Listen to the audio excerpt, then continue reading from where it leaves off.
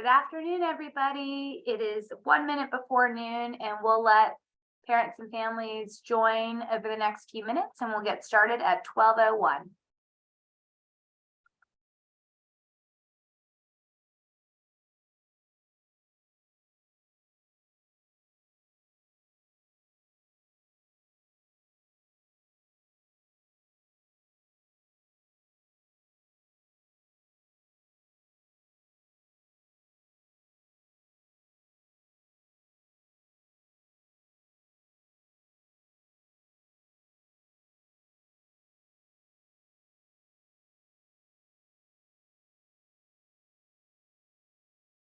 So happy you guys are joining us on this Friday.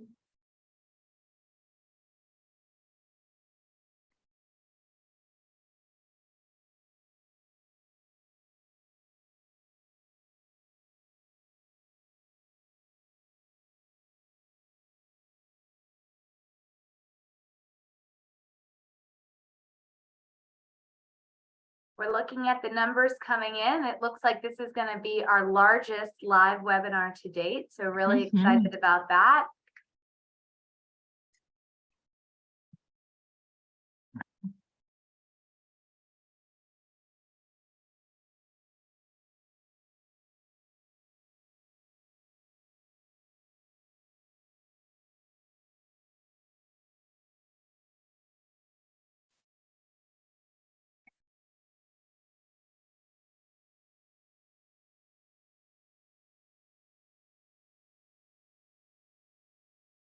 Okay, we've made it to 12:01, so we're going to go ahead and get started. Good afternoon, everybody, and welcome to the Advising and Registration Family Friday webinar. We're so happy to have you with us. If you haven't joined us before, I'm Sherry Obrentz, Associate Dean in the Office for Undergraduate Education. I'm joined by my other fabulous Sherry Ibrahimi, who's our Director of Conference Services and Housing Admin, and Interim Director of Parent and Family Programs this summer. So we are thrilled to have you back. We took a week off for the 4th of July, and so hope everybody had a great week last week. And we're going to jump right in and talk about advising and registration with our fabulous panelists from our OUE advising team. Angela and Tyler are going to be speaking to you, but Alice is going to wave hello and answer questions that you might have in our Q&A. So if you have questions along the way, feel free to post them in the Q&A. As always, this presentation is being recorded, and we will post both the slides and the recording on our Family Friday website later this afternoon. So without further ado, I'm going to turn it over to Angela to get started. Hello, everyone. We're excited to have you here today and talk a little bit about advising and registration. So we're going to start with giving you an overview of the advising team, how to prepare for registration, when students will be registering, and then an overview of graduation requirements in our AdDrop swap system. So we'll touch on all of that today and hopefully answer all of your pressing questions, but feel free to, as Sherry mentioned, put anything in the Q&A as it comes up, and we'll try to take care of it for you. So advising at Emory is set up kind of in a unique way. We have every student entering Emory College assigned to an OUE advisor. Now, their OUE advisor is a professional staff advisor like myself and Tyler and many of our wonderful colleagues. And part of our job is to get to know each student and assist them with their academic goals. So part of that is registration and course planning. It's also major selection, making sure they're on track for graduation. And it also includes referrals to other campus resources as needed. So that could be to counseling or to our career center, to our Department of Accessibility Services, really whatever the student needs, we're going to help them get in touch with that resource. But on top of us, there is so much additional advising and support at Emory that we work in partnership with. So we have track advisors who help students with prerequisites for certain programs. This does include pre-health, which also includes pre-med and pre-nursing, as well as pre-business, pre-engineering. So all of those advisors are experts in the prerequisites for those tracks, and they will work with us to keep your student on track for their track in addition to graduation and major requirements. There are also our academic success programs. This is a wonderful resource we have to help students not only adjust to the rigor of college coursework, but also if they're struggling in a certain topic or discipline. So we have tutoring available in most of our 100 and 200 level STEM classes. There's also coaching, which is a really great resource. I wish I had known about this when I was in college. But coaching is when they meet with students one-on-one to help them plan out their study skills and their weeks and really the actual process of staying on top of their academics. And then there are learning assistance sessions. And those are primarily in our large pre-med courses like chemistry and biology, where a student who previously took that class and did well will lead a session for practice based on the topic of the week that was covered. In addition to track advising and academic success programs, students will also receive a major advisor within their department when they declare a major. And then we also have career coaches in our career center. So there's a lot of advising and support here at Emory. And primarily students will start with their OUE advisor, which could be me or Tyler or one of our other colleagues, and we will get them in touch with the additional advising and support, other resources, and help them stay on track for their goals.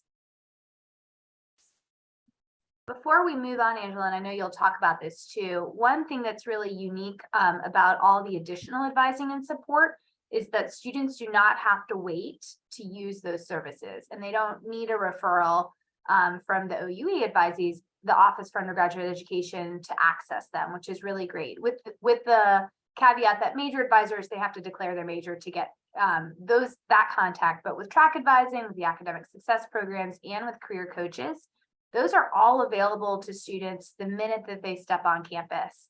And I know Angela and Tyler will touch on that a little bit more, but something that we like to share with parents and families on the front end as well. Amazing, thanks, Sherry. And so actually this, we received a question that dovetails perfectly with one other point I was going to add, which is when are the OUE advisors assigned? So OUE advisors were assigned on June 15th. So your student should have an invitation to meet and learn a little bit about their OUE advisor in their email, their Emory email, and they can schedule that meeting. It's called a pre-registration advising appointment. And those just started, what was that, on Wednesday the 12th, and they'll go through Friday, August 4th. So I've already met with, probably about 15 of my students for the fall. And I will continue to be meeting with students through the 4th, as will the rest of the OUE advisors. So we're going to be talking a lot about how advising is set up at Emory with students in the PRA appointments, as well as covering general education requirements and registration too. So during the summer, we also offer a lot of additional registration support. So we mentioned the pre-registration advising appointment. Those do go from July 12th to August 4th. They're 1 hour, and that is an opportunity for your student to virtually meet their OUE advisor and a few other students. We cover things like the general education requirements, first year requirements, how to build a schedule, register for classes, and really answer a lot of those specific questions students have based on their track, major, and what they're interested in so far. We also have the Emory Welcome app, which a lot of students have already been using, and I even reference it over the summer. Every year I try to brush up on everything that we offer and things that may have changed in the last year. But that is an app you can download in the App Store, iOS or Android. It's accessible at any time, and it has some amazing guides, to-do lists, even videos showing students the process of registering and what that looks like. So I think that's a great resource as well. We have track advising, which happened earlier this week. So those pre-professional advisors I mentioned earlier, like pre-health or pre-engineering or pre-law, things like that. Those advising sessions happened on Monday and Tuesday. They were 1 hour and virtual presentations presented by those professional track advisors, and the recordings are available on the orientation website as well. And then finally, we're going to have a registration webinar on August 6th. It again will be a 1 hour virtual presentation done by some of our colleagues, other advisors in our office, and it'll be a quick refresher for students covering any frequently asked questions that we're getting about how to register, how to build their schedule, backup classes, and things along those lines. There's a question in here, and this is a great point of clarification about when students meet with faculty advisors. And so we can actually go back on that slide, Angela, just about the major advisors. I'm happy to answer it too. So students do have access to faculty really early on, which is great. All of your students will be taking a first year seminar sometime in their first year. During orientation, they get to go to academic meet and greets. Every department has somebody called a director of undergraduate studies, a faculty member who's there to just answer questions. But the major advisors, those faculty advisors, are not assigned until students declare. And so that, and Angela will go into a little bit more detail, that doesn't happen till spring of their first year, but most likely sometime in their second year. Exactly. Yeah. And even once they've declared their major, the faculty advisor is a really great resource for things like major progress in classes within the discipline, thinking about graduate school in that discipline, very specific things to the discipline. But the OUE advisor will still be with the students and will still be the best point of contact for like general education requirements and connecting with additional resources and more general inquiries outside of the major. So in terms of preparing for registration, of course, this is the student's job, and they're working on all of this with their pre-registration advisor, and they will continue to work on it over the summer and each semester when they register again. But for now, what you can do to help your students is to encourage them to make sure they've submitted their AP and IB scores, previous college credits. Now, if those have not posted yet in their Opus account, that's okay. They may not post until early August, but we do want them submitted to the Office of Admission because they are going through and processing those. Same with a previous college credit, and that can take a little bit longer sometimes because they do have to evaluate previous college credit. AP and IB are a little bit more standardized, but with both of those, it's okay if they haven't posted yet as long as they've been submitted. We would also encourage students to explore department websites, whether they have a major in mind that they're really excited about or whether they want to explore a few other disciplines. Looking at the department websites and seeing, where that department recommends getting started, what some of the major requirements are, things along those lines will really help your student to prioritize what classes might help them to start that major or explore that discipline. And another callback to the track advising presentations. So if your student is pre-health or pre-engineering or pre-nursing or any of those professional tracks, they should definitely watch the presentation that was recorded from the track advising session earlier this week if they haven't already. We also like to encourage students to look around the course atlas and use their filters. One of the great things about being a student at Emory is with our big focus on liberal arts, we do really like to emphasize exploring. Exploration is built into their degree. And so, yes, they have general education requirements, major requirements, possibly track requirements, depending on their goals, but they still have a lot of space within their degree to take additional classes just out of interest or for fun. So searching around the course atlas, using their filters, seeing what's interesting to them will really help them kind of begin their college journey. And then in terms of actually registering, we want them to put 25 to 30 classes in their shopping cart. So encouraging them to add a lot of classes, especially, if they want a class that offers multiple sections. So same class, but different times and days, putting all of those in their shopping carts, and being open to a variety of schedules. At Emory, registration is a little bit different than some schools. It's very dynamic. So students are going to register for classes, but that is likely not the ultimate schedule they will end up with. So we want them to be open-minded about their schedules. There's no perfect schedule, but they can prioritize some of their classes and then take a few other options just to explore and try something new. As an anecdotal story, I actually ended up in a class my first semester of college, cultural anthropology, and I wasn't too thrilled about it because it wasn't a strategic course for me, but it ended up counting towards a second major that I added along the way. And I ended up really loving the course. I'm still in touch with the professor to this day. So, you might be surprised what you end up really enjoying that you weren't planning to take. Angela, this has all been so helpful so far. There are a few questions that I'd love just if we could answer live about some of the things that we've talked about. So the first is in Opus, we know that students are submitting things to the Office of Admission for APIB and previous college credits. Can we walk through where students can see if their credits have actually been posted or where they would go and check to see when they're posted? Yeah, so in their Opus accounts, and we can get a link and send it in the chat too in a moment. But they should have a what is it? There's a place in Opus, yeah, a tile where they can go and view their test credit, and that would show posted scores. I believe it's under, I believe it's under the enrollment tile actually, and it has a previous credits little navigation bar that they can actually see.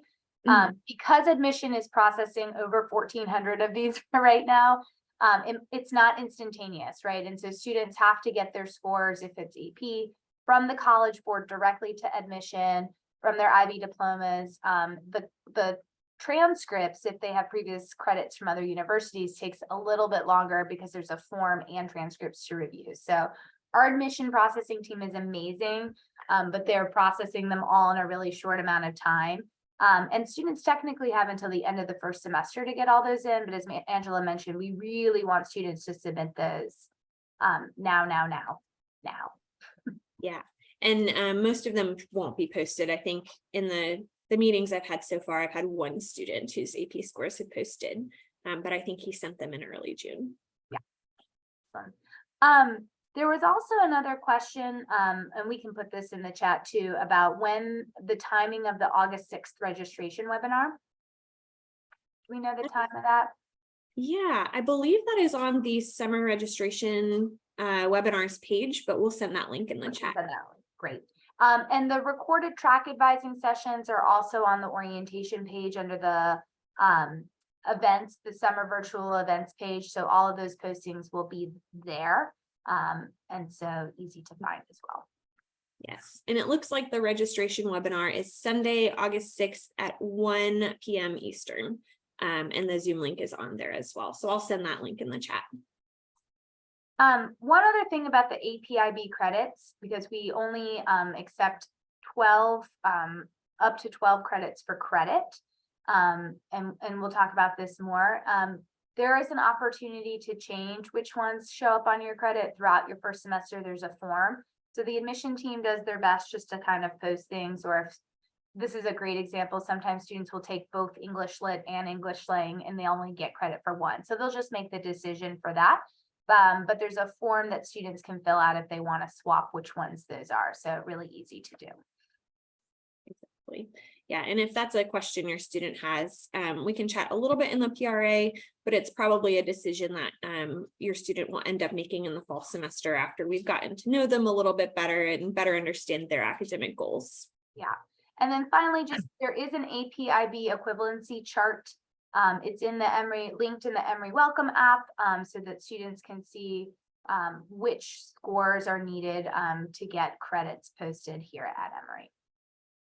Okay, Angela, I'll let you continue. Sherry, just to clarify to you, the school sends the APIB scores, right? Or is it up to our student to do it? Students send them. So students have to contact the College Board directly. So going to the College Board's website and make an official request using the code, that 5187, that goes to Emory's Office of Admission. Same thing for the IB scores. The official transcripts or scores have to be sent to the Office of Admission. And if they've taken any previous college credits, they have to send official transcripts to the Office of Admission along with a form for evaluation. Amazing. All right. So the registration timeline. So again, students are going to register in a couple weeks, but their final schedule is really going to change a lot during that first week of classes, what we call add, drop, swap. So I'm going to walk you through step by step, but keeping in mind that during their enrollment appointment, that is likely not the final schedule that they're going to have. So on August 8th, and I'm sorry, my cat just knocked a toy down the stairs. So if you hear something in the background, that's her. August 8th at noon Eastern, students are going to log into their Opus account. They're going to go to the course planning and enrollment tile, and they're going to enroll in the first 8 credit hours that they would like. So this allows students to really prioritize what they need. We have students who are pre-health who might be adding biology or chemistry on that day. We have students who are pre-business who might be adding QTM 100 or finance 201 on that day. We have students who are really wanting to explore a couple different disciplines. They're not sure what they want their major to be in the future. So they might be trying a psychology class and a film class. Really anything that they need that they really want in their first semester, they're going to register for on that day. And so that's where we would say you want to prioritize either what you are most excited about and or most need. And this is a conversation students can and should be having with their pre-registration advisor as well. I know when I meet with students, we discuss what classes they're thinking about, which ones they should really consider prioritizing, which ones may fill up on the first day. And so if they're not prioritizing it, they might want to have some backups and things like that. So August 8th, noon Eastern, their first 8 credit hours. Then on August 9th and 10th, starting August 9th at noon Eastern, students will log on to Opus again and register for their remaining credit hours. So we like to encourage students to do 15 to 17 credits.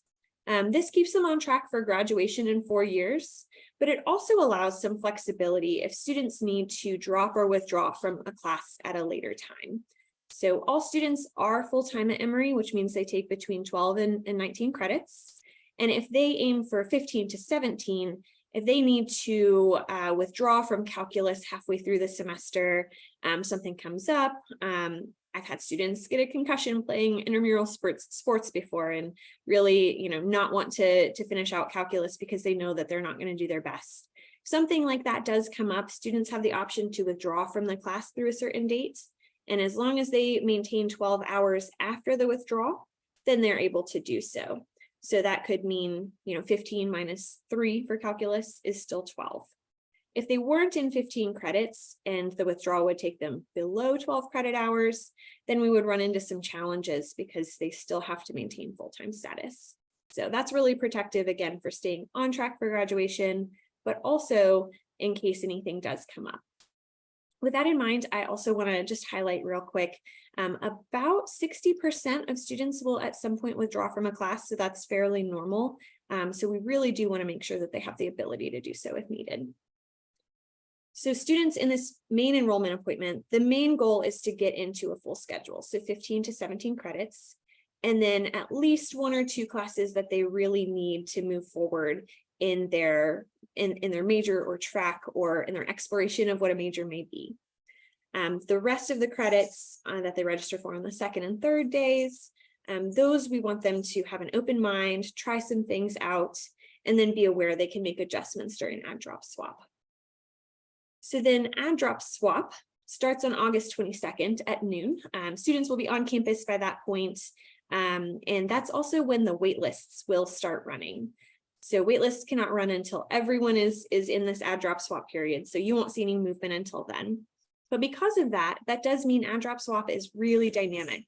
Over 90% of students will be making changes during that period to their schedule. So we expect almost all first years to make a few changes as well. So at that time, they can go to class, try it out, make sure that their classes are a good fit for them, that they're a good balance together. If your student is really ambitious and wants to take biology and chem and QTM and calculus, they might go to class that first week. And of course, I wouldn't recommend that combination, but they might go to class that first week and then realize, oh, this would be a pretty challenging schedule. Maybe I should make an adjustment. So this period allows for that. And again, I would say this period, the add drop swap period, is when students will finalize their schedule and really make sure it's a good fit for them. Angela, there have been a lot of questions about, and I love that these questions are coming in because it means that students have been looking through the course atlas and they're starting kind of to fill their shopping carts up. But there have been some questions about classes that appear closed, even the 100 and 200 level, and the idea that things are already filled or there won't be spaces. And I'm happy to kind of talk it out with you and would love you and Tyler to jump in. But At Emory, we don't have a ton of very large classes, and we often have classes with smaller caps so that students can get to know their faculty members. Some classes will have multiple sections, and so that's something to really keep in mind if they're really interested in a class like Chemistry 150. I think there are 6 or 7 sections, and so that they want to put all of the sections in their shopping carts. So that's just important to note. If it's the course itself, if there are multiple sections, always put all the sections in the shopping cart. The second thing is that there are a lot of spaces saved for first and second year students, but you are a student seeing that some things are closed right now because our seniors, our juniors, and our sophomores and our transfer students have already registered. But there's going to be a lot of movement. So Angela just mentioned that up to 90% of our students make changes to their schedules. That's not just the first year students. Those are our seniors, our juniors, our sophomores, and our transfers as well. And so it's not a static process. And so I wouldn't get overly concerned about things that look closed right now. However, really focus on those open classes to put in the shopping cart, because at least we know that there are spaces in those as well. The other thing is that some of our classes will meet demand no matter what. So chemistry and biology, the lectures and the labs, Chem 150 and Biology 141, and I'm getting into the nitty gritty, will always meet demand. And so if the lab isn't open yet or the lecture's not open or vice versa, they can always communicate with the departments who will help them with those issues. So that came up. The other thing, there have been a few questions about language placement exams. Every department has different kind of rules of how they're grading their exams, if they even have a placement exam. And so if you haven't heard back, your student hasn't heard back about the results of their exams by the end of July, it's absolutely okay to send a follow-up message to the department just to see where they are. And even if they don't get the results before registration on the 8th through the 10th, there's still time to register for their classes during that add drop swap period later in August. One final thing I'll say about class availability is a lot of Emory classes are actually offered in the fall and spring.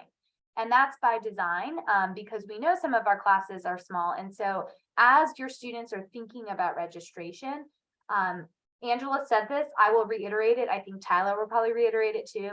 There is no such thing as a perfect schedule. There is very few classes. There are very few classes that students have to take in that first semester.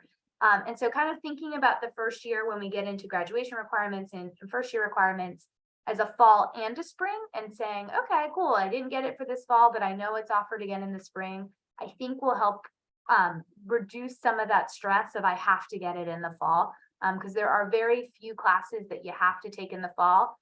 Besides those big STEM classes where we meet demand, I don't know of another one that students would have to take in the fall and they don't have the option to take it in the spring. Mm-hmm.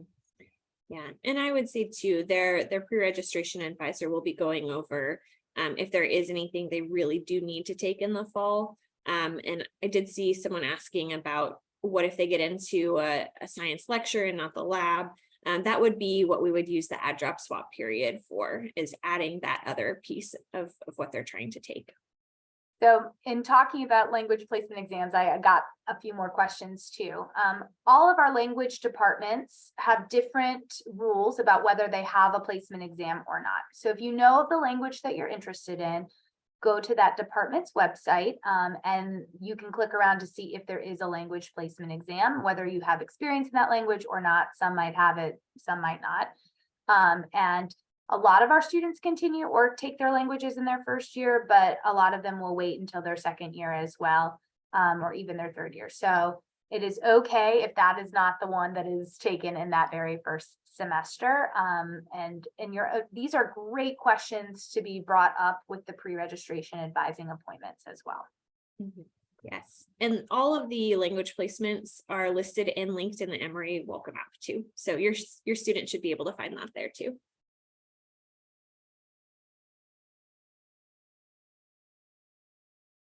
I guess it's my turn. All right. So I'm going to kind of be going into the weeds a little bit more with some of these questions that I see popping up in the chat. So when your student comes to Emory, regardless of the major, regardless of the track, every student will be asked to complete at minimum 126 credit hours. Breaking down those 126 credit hours, you have your general education requirements, which we will go over in a second. Those will make up approximately 43 of those hours.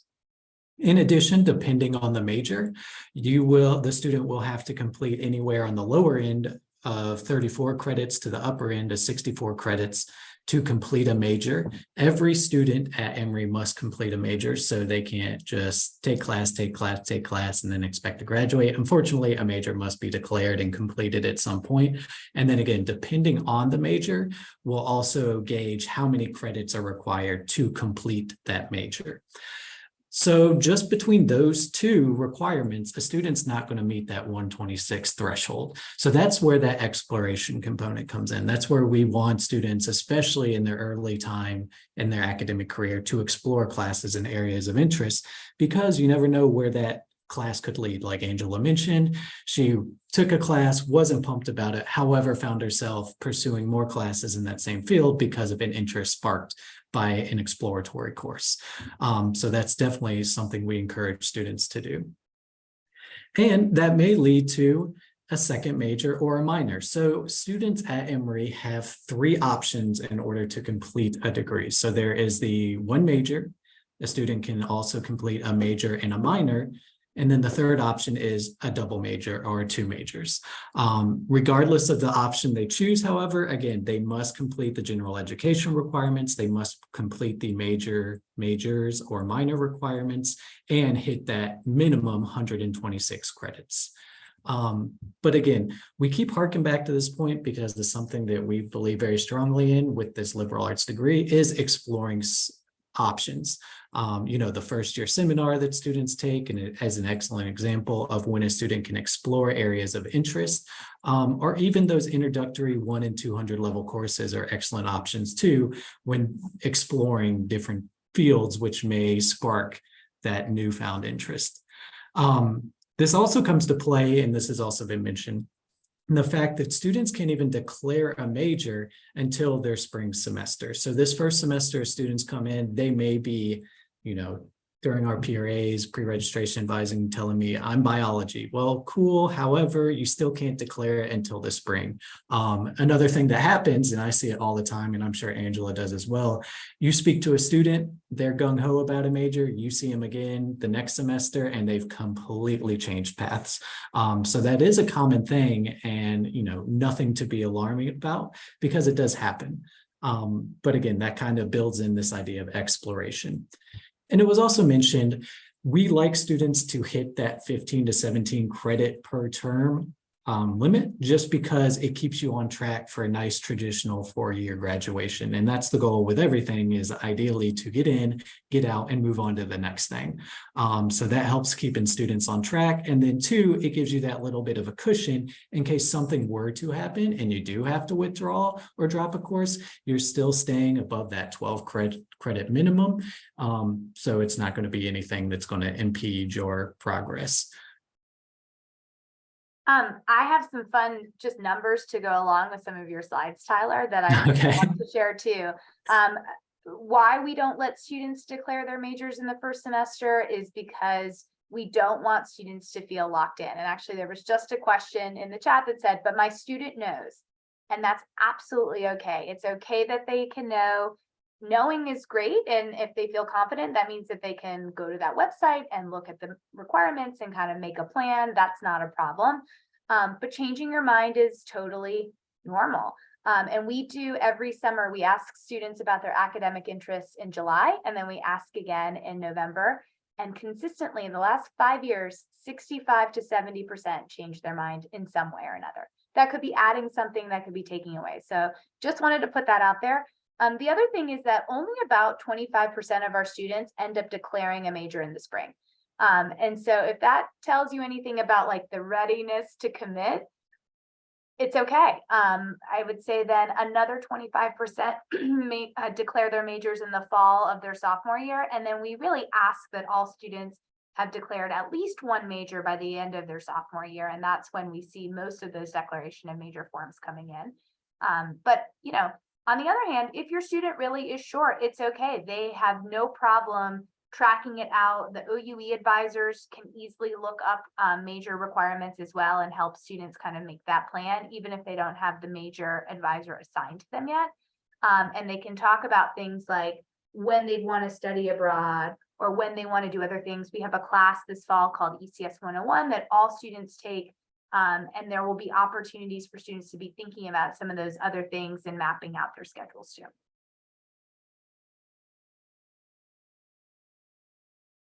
Cool. All right, so it keeps being brought up, this idea of general education requirements, or GERs, as their student will regularly hear it as. So I'm going to kind of break down what that means and what fields that entails. And I'm going to do it in terms of benchmarks, or when the student is expected to complete the requirement by. So looking at this chart, students in their first year are expected to complete ECS 101, Health 100, PE, a first year seminar, and a first year writing. And notice too, the ECS 101 and the Health 100 must be taken this fall. So if anything else, your student, as soon as they go into their PRA and they leave the PRA, they know at least 2 classes they got to sign up for.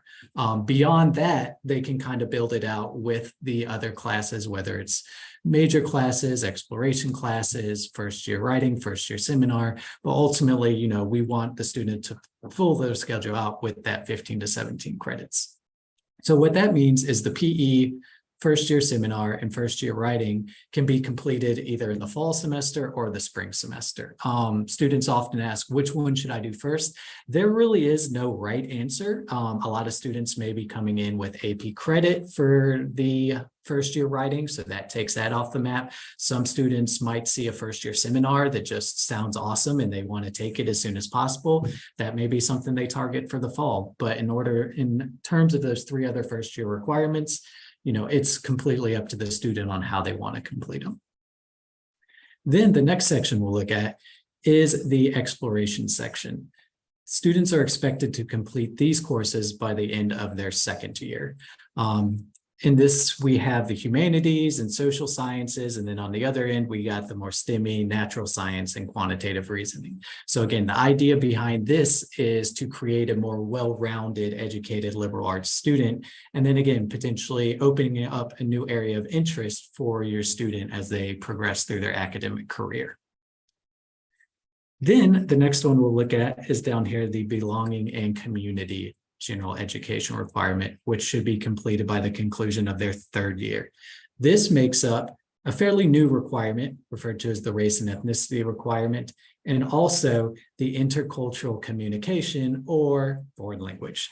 So with the foreign language, there's been a lot of questions popping up in the chat about it. So when a student takes their foreign language, they must complete 2 semesters of a foreign language, and it's not 2 semesters of any language. It has to be the same language. So a student can't fulfill the requirement by taking Latin 101 and Spanish 101. It has to be sequenced with 2 semesters. Just something to keep in mind as your student starts planning out when they're going to take their foreign language, just because, as it's been mentioned a number of times, every department has their own rules in terms of placement, whether you have to take a test, whether you can just sign up for 101 if you have no experience. Some departments will call a student if they have proficiency in the language and speak to them in the language. It really is as Sherry mentioned, a department by department thing. So just make sure that your student references the department's website to see what the rules for that specific department's language is.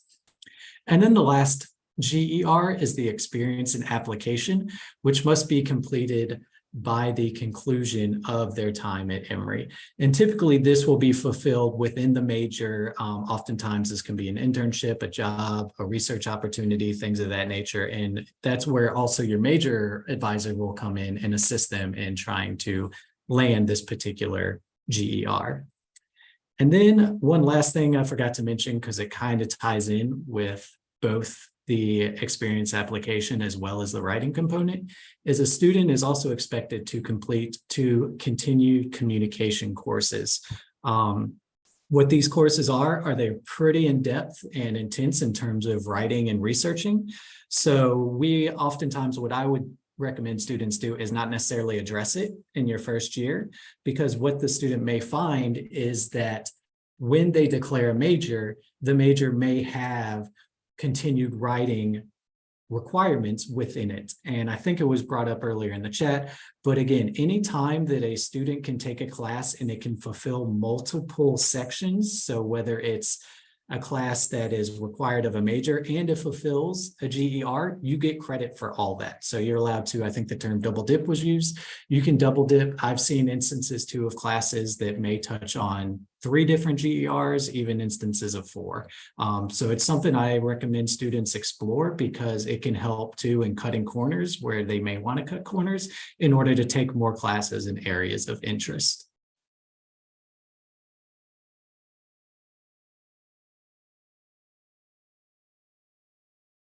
All right, so in addition to Angela and I's team, the OUE academic advising team, there's also advising specific to various tracks. Those tracks include the more popular ones being the business and the pre-health. Under that pre-health umbrella is also nursing. We always recommend students reach out to these advising units because well, I'll just break it down. So with business, they have to apply to the business school, and it ensures that they're meeting the prerequisites so that they can apply and get into the business school. With pre-health, you have that conversation with the advisor about your grad program of interest. And from there, you have, for lack of a better term, another pair of eyes ensuring that you're meeting all the checkpoints required for your particular grad program of interest. And the same goes with nursing. So the nursing, kind of like the business, is also its own school within a school here at Emory. So students take certain prerequisites that they apply, and then they transfer over to the School of Nursing. And there is also within pre-health some advisors as well to assist with those students interested on the nursing track. And then the last one I'll mention right here at the top is the pre-law. So a lot of students are interested in the potential of law school post-undergrad.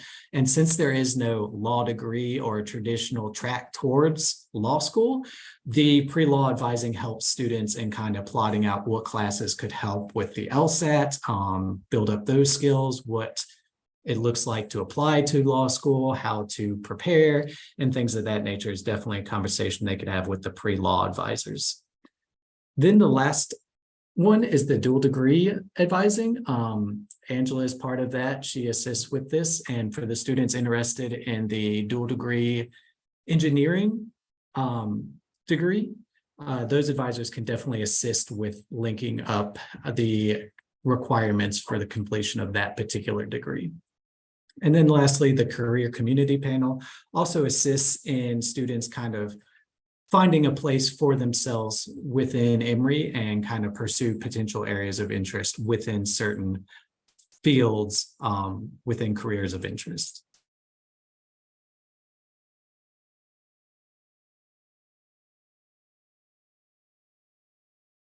All right, so after the craziness of the August 8th, 9th, and 10th registration window, there is a pause, and approximately 2 weeks later, all students at Emory, that's not only the first years, but all the returning students, take part in the add drop swap period. And this is the time in which students finalize their fall schedule. It keeps coming up, but students shouldn't view this as the time to get that perfect schedule, but rather make tweaks to the schedule so that they feel comfortable with the upcoming semester and a nice balance with what they've registered for. So something often too I recommend to students is when you get your syllabus in those first few days, put it on a calendar and determine when everything is due, because you may find yourself slammed with 4 tests in a single week or something of that nature, and you may have to tweak to find a balance because you don't want to overdo it, especially in your first semester, so that you're later playing catch up in later semesters. And then 2, remember they need to stay in this range of 15 to 17 credits to just allow them to maintain on a nice traditional path to a 4-year graduation. However, keep in mind, in order to maintain full-time student status, they must remain at a minimum 12 academic credits or 12 academic hours. I'm going to jump in here, Tyler. A thing that comes up a lot, and we hear this from new students and their families too, of I'm really nervous about starting college and making it all work. Shouldn't I just start slow, with the 12 to 13 or maybe even 14 credits? And my 2 cents is we really want you to go to that 15 to 17 range. All of our students were admitted to Emory because we know that they can do the work. 15 to 17 actually allows for more flexibility if it's needed later in the semester. And so if you are really nervous, talk about that with your OUE academic advisor. It might be more around balancing the classes, which classes you take in the first semester, rather than taking one fewer classes. So that 15 to 17 credit hours really allows for the most flexibility. So for students who think that they're, who are feeling a little bit of nerves, you're not alone, very normal. But actually it's counterintuitive that taking that 15 to 17 probably gives more flexibility than that 12 to 14. I'm seeing 2 head nods with Angela and Tyler. I don't know if there's anything you want to add to that.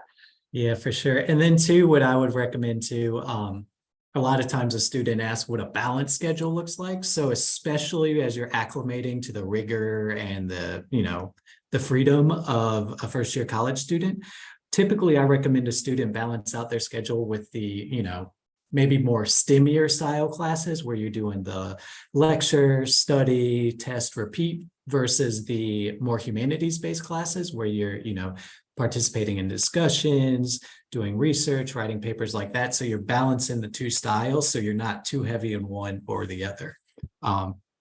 Angela, would you kind of agree? And especially as they acclimate? Absolutely. Yeah. I actually used to work in the math and computer science department, so I'm very familiar with a lot of STEM. And what I find is that most students can be successful in 2 to 3 STEM courses a semester, and then they would want to have 1 to 2 courses to balance that out that are more on the humanities or social sciences, kind of in that other realm to really give their brain a break when they're studying. For sure. The other thing I would say about balance is actually using your full week. And so while there is some flexibility and some students go, ooh, I could have a Tuesday, Thursday only schedule, it always seems good, right, in August. But when you get your syllabi and you have 4 tests in one day, or all of your projects due in 1 week, that's not great. So really using that full 5 days is pretty important as well. And I would also say for your students, this is where you do have a little bit more choice, not always, but more choice in the time of your classes throughout the day as well.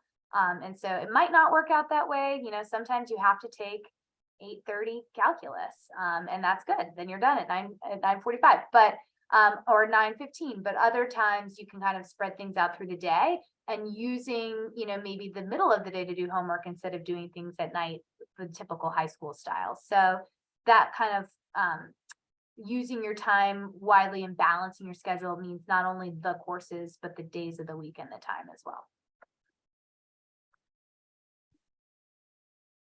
Amazing. So we've given you all a lot of information. Your student is getting a lot of information in their pre-registration advising appointment through the track advising webinars, through the Emory Welcome app. So what happens when your student has more questions?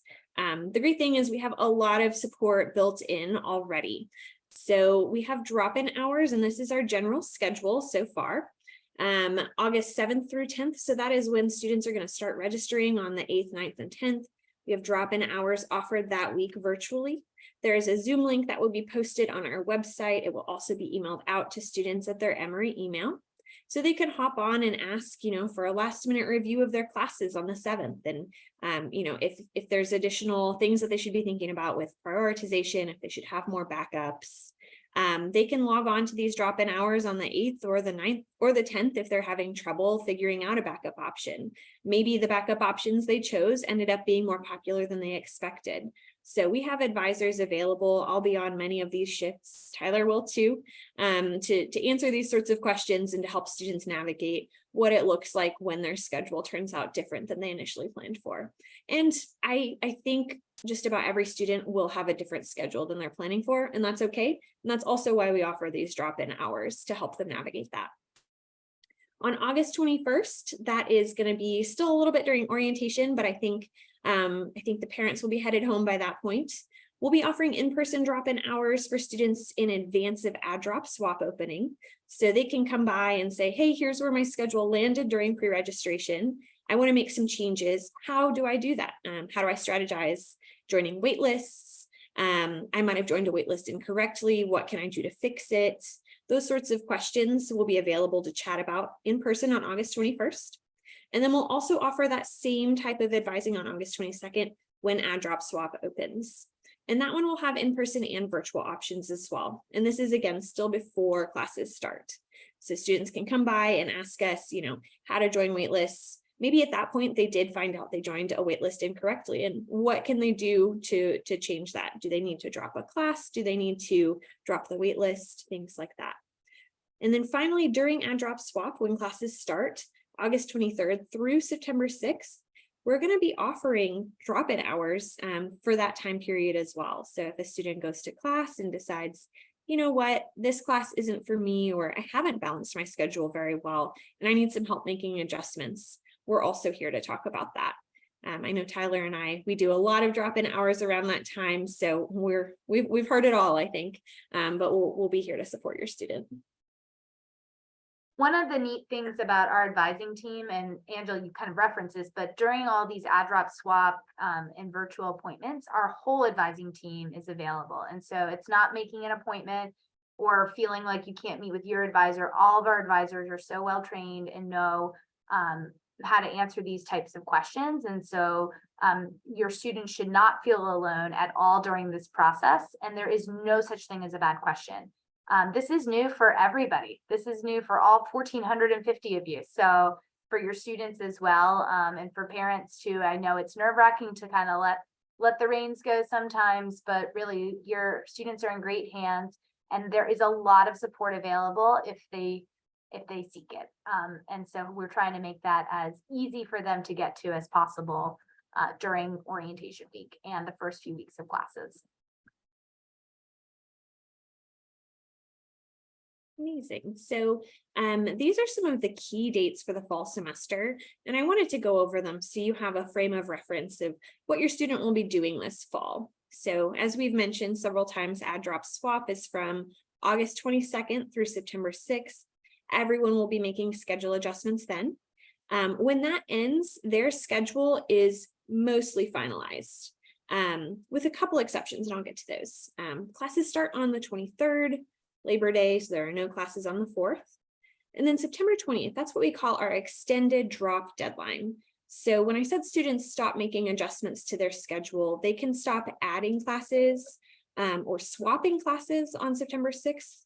But until the 20th, they could drop a class. So if your student decides to take 18 credits because they feel really ambitious and think that they want to get a really good head start and decide, actually, you know what, 18 is a lot. I think I want to change back down to 15. They can drop that class, a 3-credit-hour class, through September 20th without it appearing on their academic record. After September 20th, it would become a withdrawal if a student wants to withdraw from a class. So until October 11th, they can withdraw from a class or change the grading basis of a class. Changing the grading basis is something they should definitely discuss with their OUE and or track advisor. There are certain parameters on how many classes taken pass-fail can count towards a degree. They're also not usually going to count towards a major. They won't fulfill a GER, and most graduate and professional schools also will not accept a class taken pass-fail. So there's a lot of strategy we would want to consider with your student, considering their individual case. So if that is something they're thinking about, definitely encourage them to chat with us about it. For first-year students, They also have a one-time extended withdrawal that they could use in either the fall or the spring. So this is really because we understand that the rigor of college is different than high school. And so we want to give students as much time as possible to determine if they really should withdraw from a class or not. So they do have this one-time extended withdrawal deadline where if they stick it out in a class and really do realize that it's not gonna be a good fit after all, they'll have until November 10th to make that one withdrawal. Now, if they use it in the fall, they cannot use it in the spring, and vice versa. If they don't use it in the fall, they could still use their one-time extended withdrawal in the spring. But this is only available once during their first year. Classes are going to end on December 5th. They've got a couple reading days so that they can study in preparation for final exams. And then on December 7th through the 13th, that's our final exam period. Exams are scheduled based on the class schedule, and they're posted in the student's Opus account in September. And then the official end of the term is December 16th. So a couple things I want to highlight here are with final exams and the end of the term, you really don't want to purchase their ticket home until you know that their finalized schedule and their final exam is, that they'll be here for those. So every year, I think there's about 1 or 2 students whose flight home might be before exams end, and they have to adjust the flight. And I know sometimes that can get costly, especially traveling that time of year. So I would highly encourage you to not buy any flights home until they have a finalized schedule and they know their last final exam.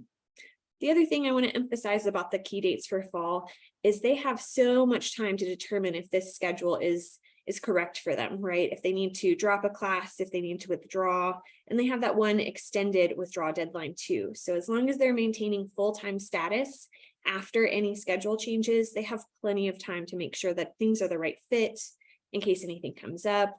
I know at least 50 to 70% of my students at some point during the fall will tell me that they felt really homesick for a while. So they have flexibility built in case they do feel homesick and need to make some adjustments. So finally, how to help your student adult. So really, registration is something that your student is going to be doing with the support of their OUE advisor. So what you can do to help them is to kind of reinforce that registration is a process. That pre-registration period, they're really trying to get into a full schedule, and then they can continue and will continue to make adjustments during add-drop swap. So if they don't love their first schedule during pre-registration, that's a-okay. They will be changing some of it as well. Everything will count towards graduation. So as Tyler was talking about, students need 126 credit hours. So they'll be taking 15 to 17 credits this fall, hopefully. And those credits are going to count toward graduation, even if maybe one of the classes is not something that they need for a major or a track, or maybe even their first choice. There's also not any perfect schedules. Everyone does make adjustments, and you'll probably your student will probably get a schedule that they prefer more as they go through add-drop swap, but there's no perfect schedule. And then students also have 4 years to take classes. So sometimes there are a lot of really interesting and fascinating classes, and your student will have time to take those in the future as well. So questions you can ask your students. One is how you plan to engage with your OUE advisor. We really do care about your student and want to get to know them and help them meet their goals. But to do that, we need to get to know them and have appointments. And so if you can encourage them to meet with us and get to know us, we're here to help them along the way. We want to be their point person. You can also ask them how their shopping cart is going, if they've filled it up with classes, which classes they're excited about, any strategies they're going to use for registration. And then how are they going to approach add-drop swap? What adjustments might they make? How are they hoping to change their schedule during that period? So really focusing on, flexibility with the schedule, that they'll continue to make changes, and encouraging them to, get to know their OUE advisor, because we're really here to cheer them on and help them along their journey. Angela, this is so helpful. Tyler, so helpful. Sherry, I'm going to bring you in live because there have been a lot of questions about move out date.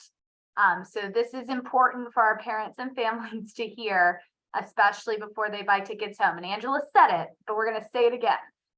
So the final exam period ends on that December 13th date. Your students will know their final exam schedule by the last day of add drop swap, September 6th. But there could be some fluctuation. So the very last day they could have an exam would be December 13th.